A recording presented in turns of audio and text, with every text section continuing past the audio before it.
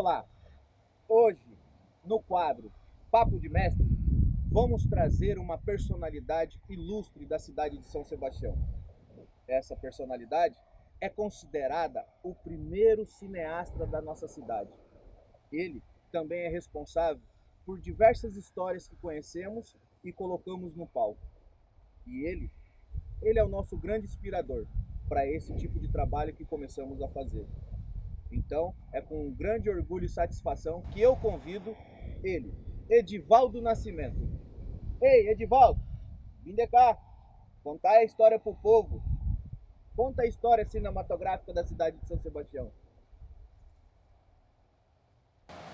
Olha, na verdade, como um amador, eu tudo começou, na verdade, lá com meus 17 anos, em 1967.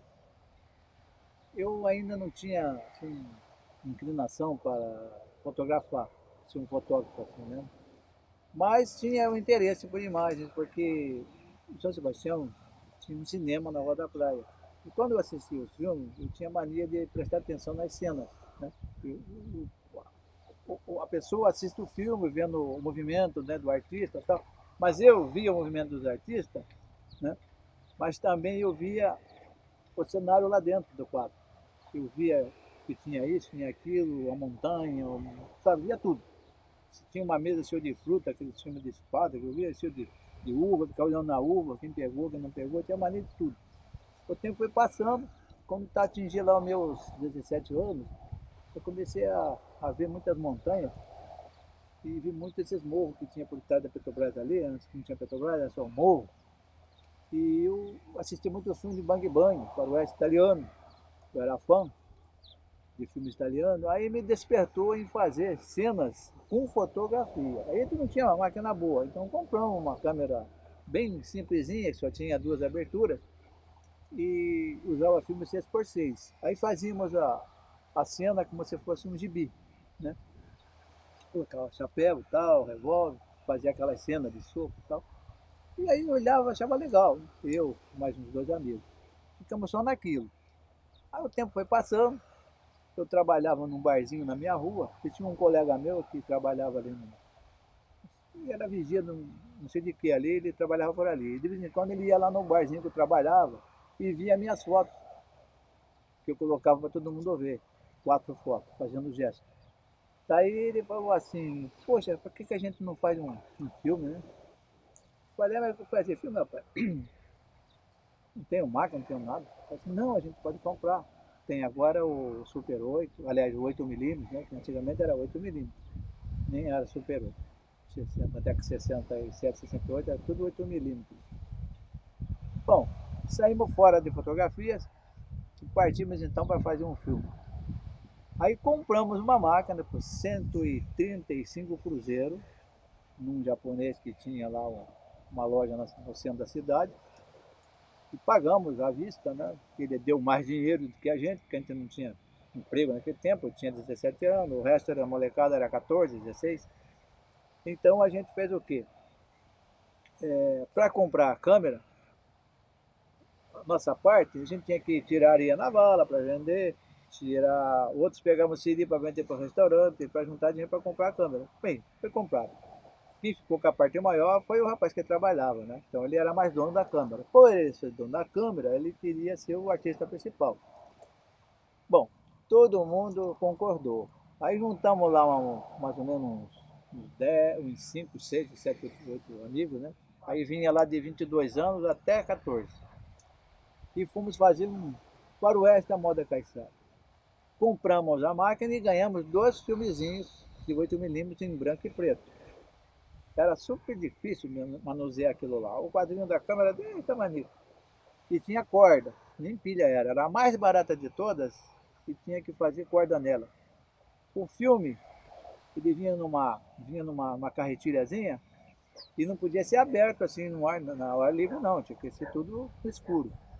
Então a gente abria a câmera e colocava aquele rolo ali e depois virava ele ao contrário, para filmar o outro lado. Entendeu? Era assim que era. Tudo tinha que fazer no manejo no escuro. Não podia pegar luz, senão queimava tudo. Bom, Aí fomos fazer aquele filme de 3 minutos e meio, porque cada rolo é 3 minutos e meio. O dono da loja nos deu 2 grátis.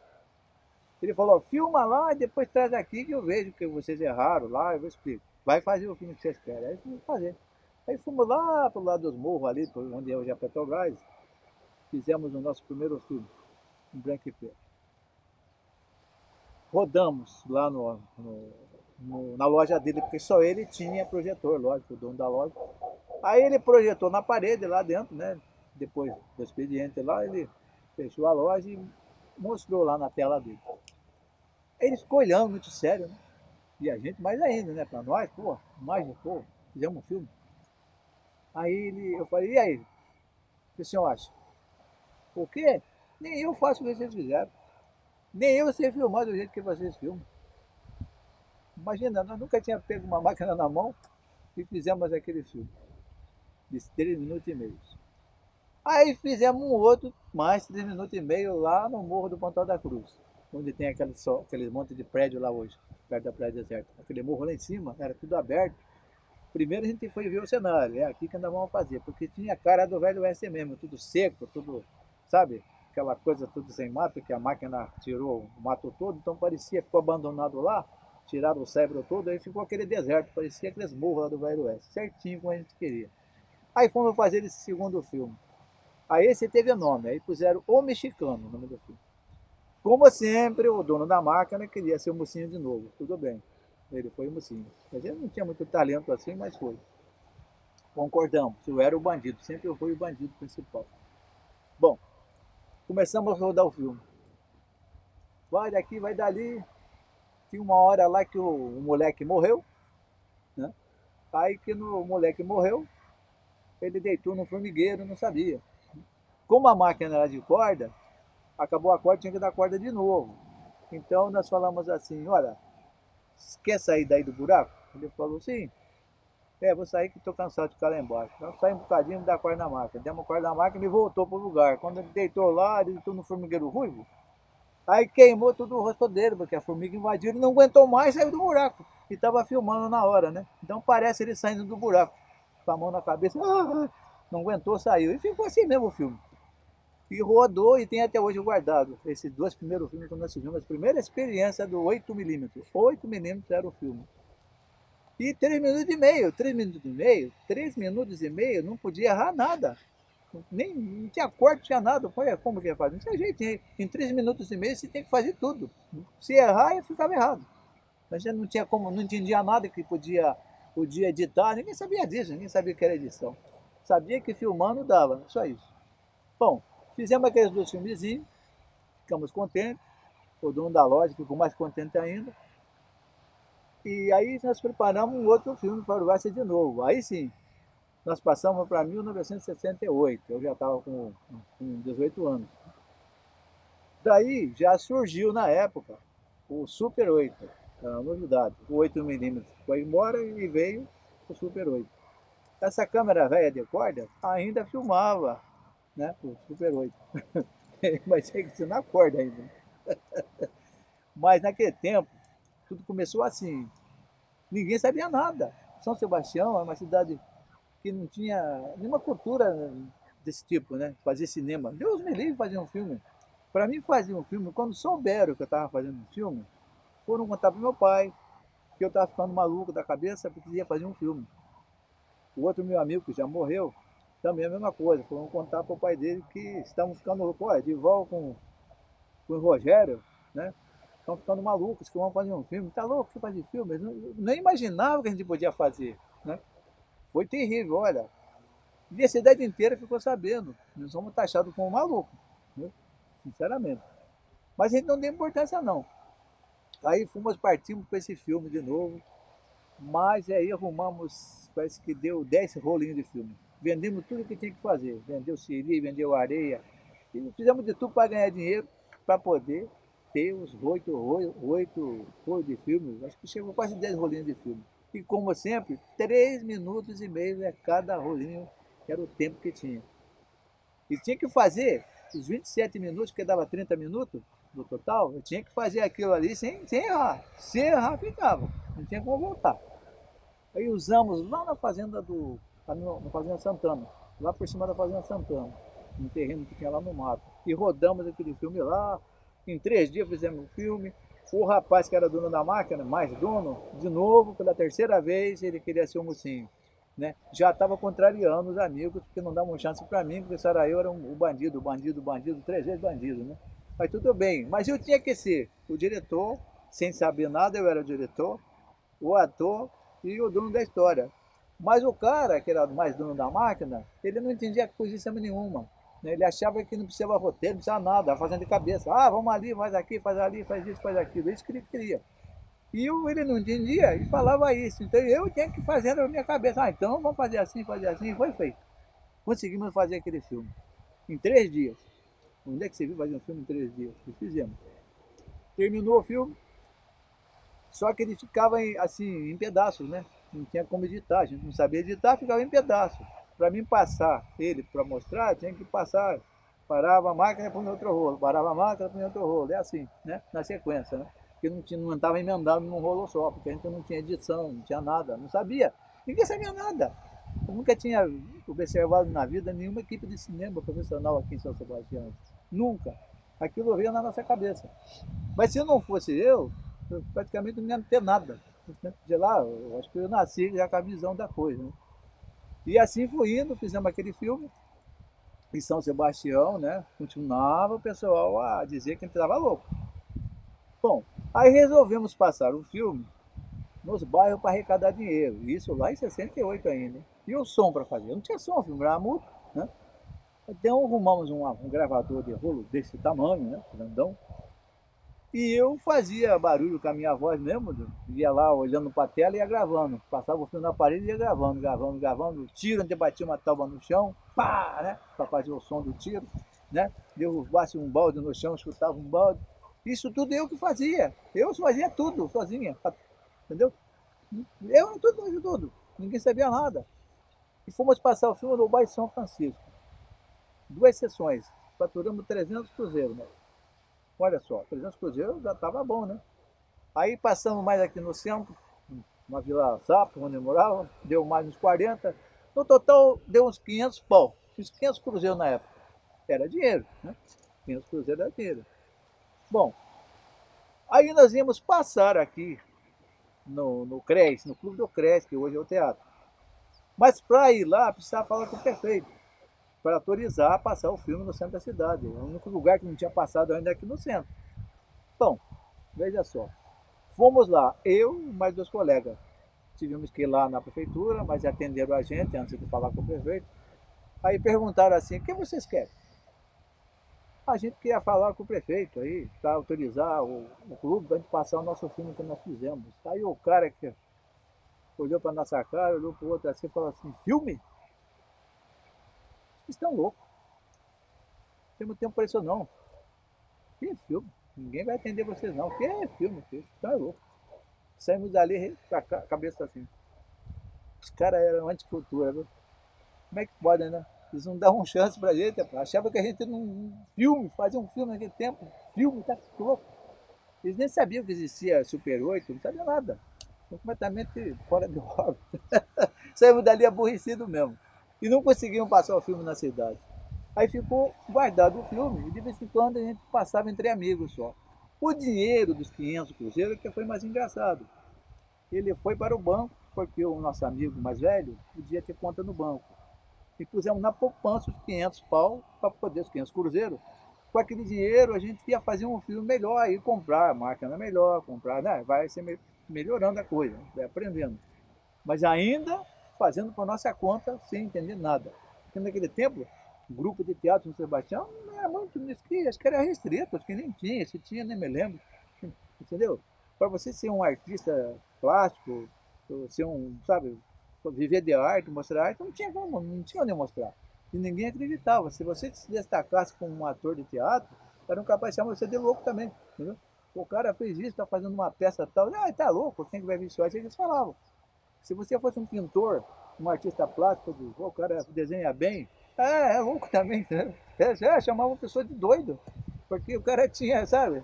E se o cara ele era um jogador, ele tinha tendência para ser um jogador profissional, jogava bem, como teve aqui muito, os velhos não deixavam sair daqui, falavam, você vai para onde? É, eles gostaram de você, querem levar. Não, não vai, porque lá a vida é terrível, não vai para lá não, fica aqui. Lá o mundo é outro, então me tinha medo na gente. Imagina se eu falasse pro meu pai que eu ia para São Paulo, que me chamaram para fazer figurar num filme, Deus o livre, me dava uma surra em mim. Ou até me mandava embora de casa, tá doido? Como louco, ou internava como louco. Bom, o tempo foi passando, colocamos dinheiro lá para render. Passados uns meses, fomos comprar um projetor novo, compramos o projetor para pagar a prestação e uma máquina nova, né? Coisa melhor.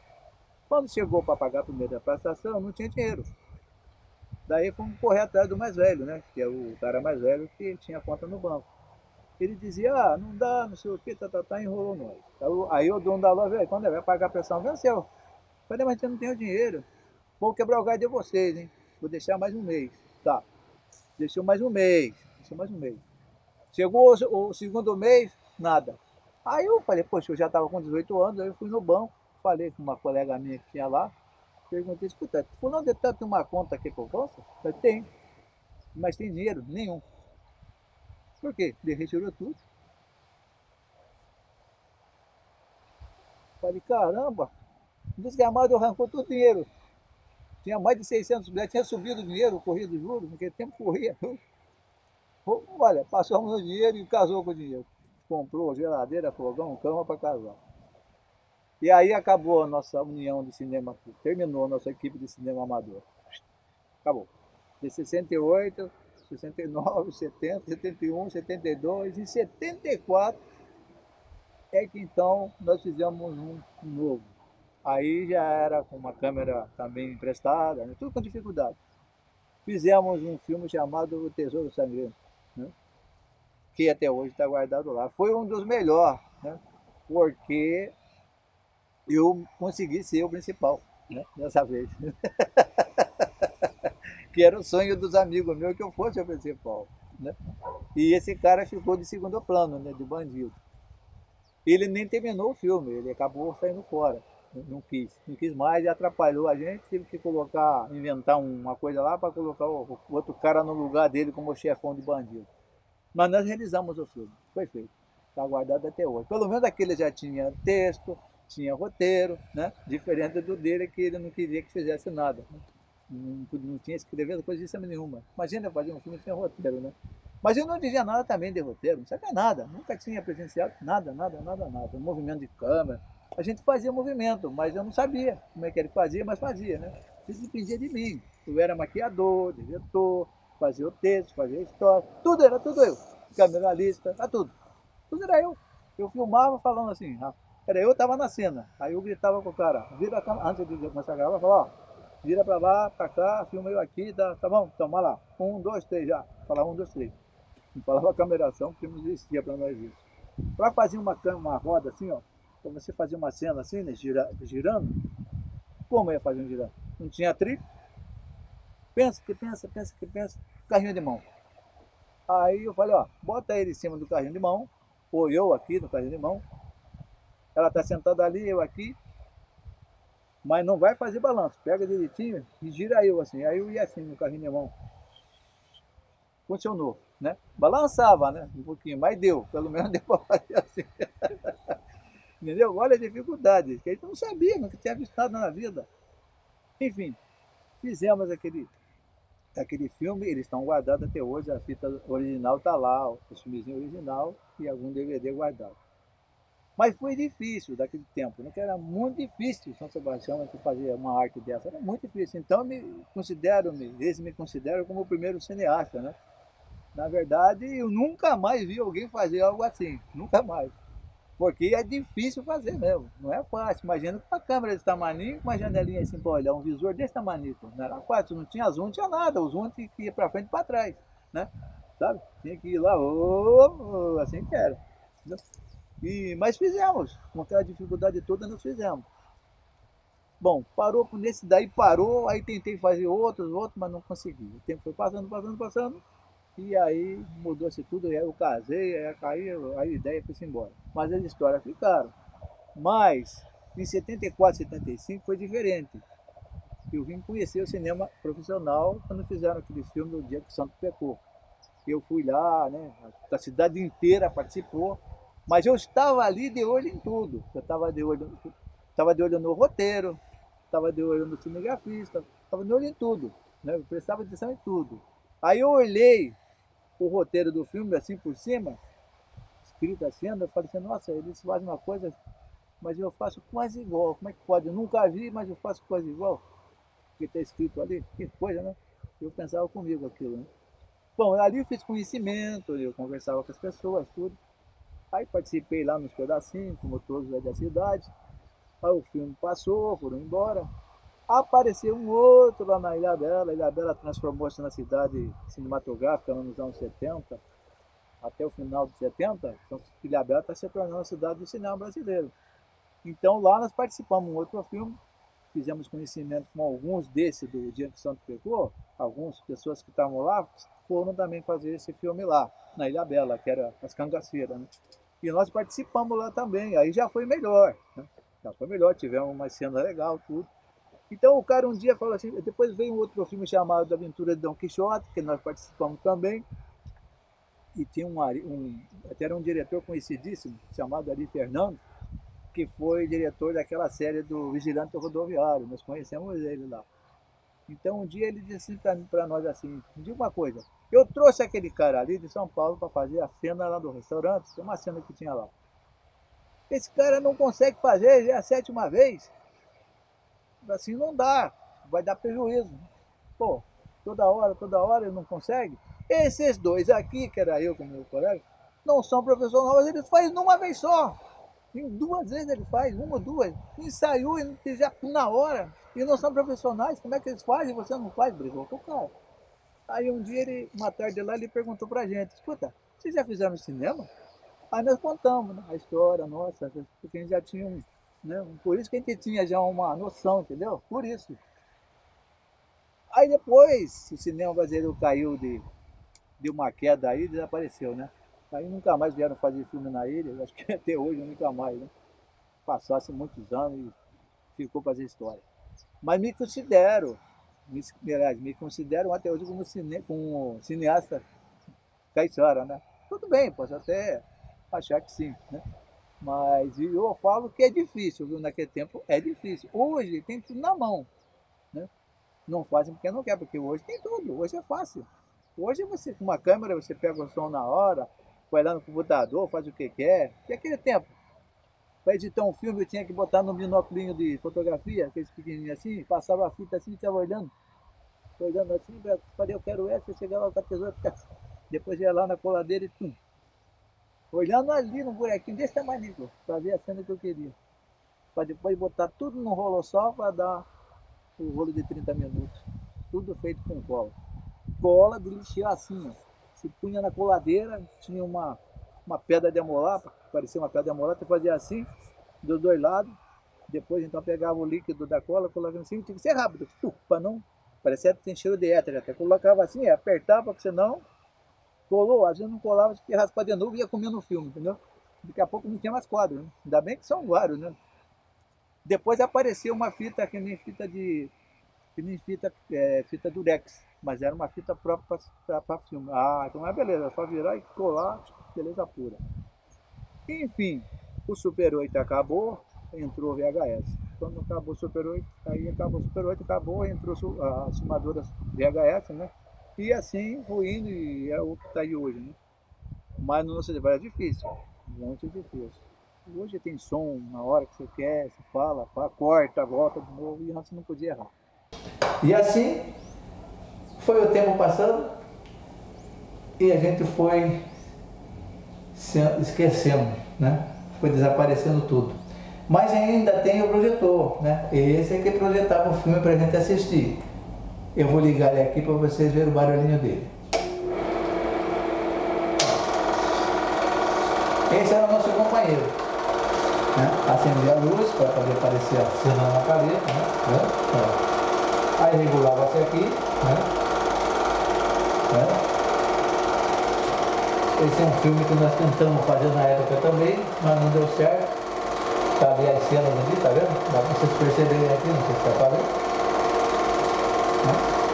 E assim, foi uma tentativa que a gente teve, também não conseguimos realizar esse filme.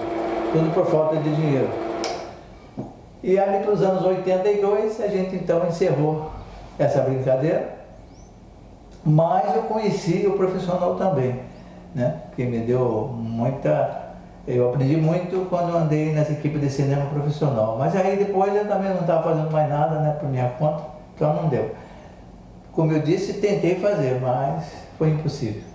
Mas a história ficou, porque um dia, né, vai ficar na história dessa cidade que um dia o Caiçara, sem conhecer nada, juntou um grupo de amigos e fizeram 2 filmes Super 8 e que ficou para a história da cidade, que muitos amigos meus falam sobre isso. Entendeu? Então eu tenho guardado aqui como memória. Por isso que me chamam de cineasta Caiçara. Eu acho que não tem ninguém, que fez o que nós fizemos até hoje. Aqui já é aqui em São Sebastião. Depois eu fui ela. Tem outro amigo meu fazendo o papel do homem da ilha. Esse era o homem da ilha, o misterioso da ilha. Aí ele vai pegar minha canoa, vai jogar ela pra fora. Ó, vai jogar pra fora.